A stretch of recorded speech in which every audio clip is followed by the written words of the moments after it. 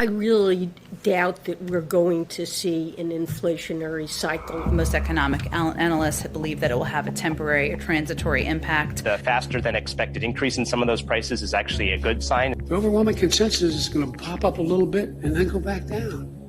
No one's talking about this great, This is something that will settle down. Transitory. And the data shows that most of the price increases we've seen were expected and are expected to be temporary. There's nobody suggesting there's unchecked inflation on the way. It's highly unlikely that's going to be long-term inflation that's going to get out of hand. Ouch. I don't know. That doesn't seem accurate. Joining me now, Jake Evans. He's a congressional candidate out of Georgia. Jake, it almost feels like they don't know what they're doing up there. I think that's exactly right. It has been anything but transitory. And, it's not a shock to me that giving away money for 1 year, it would not create a devaluing currency, which is exactly what we've got.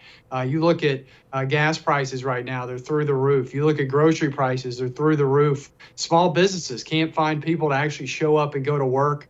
It's changing the fabric of America, I tell you, giving away money. And we've got to get back to common sense policies, fiscal responsibility, less spending, not giving away money, and ensuring American ingenuity is revitalized through the work ethic that America has. Jake, are you trying to say that it's a bad idea to stop your economy and then print 80% of the money currently in circulation within the course of 2 years in response to a virus with over 99% survivability? I think that is a really bad idea. And if you look at it, one of the first things that I want to do if I'm fortunate enough to be elected to Congress is I think we've got to investigate the origins of the COVID-19 pandemic. Dr. Fauci, it's nothing but suspicious to me, the way it went down, shutting down an economy. I remember when it was going on, I was like, this defies common sense. And it also has created supply chain crises that are still reverberating throughout American society today. Jake, gas, they're paying over $6 a gallon in California. You're paying $4 in Georgia, and that's actually good news. I can't believe I'm saying those words. You're only paying $4 a gallon. But what exactly do we do to get these down? Because gas prices are fun to talk about on the news. Real families are having to adjust their life because of these prices, and not in a good way.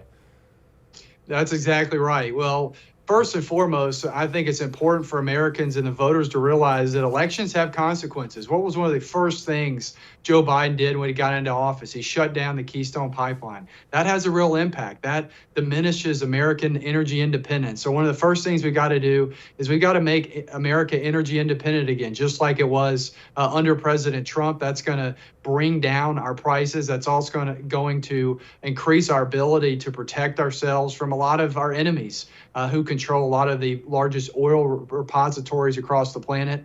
So that's one of the big elements. And also, like I've said earlier, the inflationary crisis is a huge issue hitting everyday Americans, regardless of if you're Republican or Democrat. And that is getting control of the massive printing of money. And the only way you're really going to be able to do that is you increase interest rates, which could create some stagflation, which is a big issue that I think we got to get control of. Don't miss Jesse Kelly Breaks History, Che Guevara, the latest episode of a new series available now exclusively for First TV supporters. Visit the First TV app or thefirsttv.com to subscribe and start watching today.